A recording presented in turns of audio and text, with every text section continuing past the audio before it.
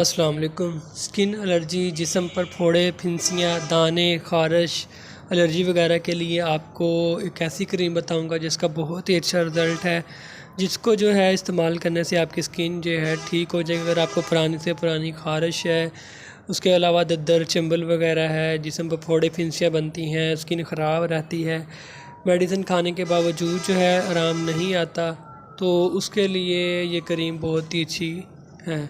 तो ये कैलेंडुला इस क्रीम का नाम है। ये माई हेल्थ लैब है, उस कंपनी की ये मतलब क्रीम है। तो इसकी कीमत जो 80 रुपये है, बहुत ही अच्छी क्रीम है ये। अगर आपको एलर्जी है, जिस्म पर दाने निकलते हैं, ख़ारिश है, चंबल है, फोड़े फिंसियाँ हैं, तो उसके लिए जो है ये आप इस्तेमाल कर सकते हैं। इस्तेमाल कैसे करना है वो भी आपको बताता हूँ।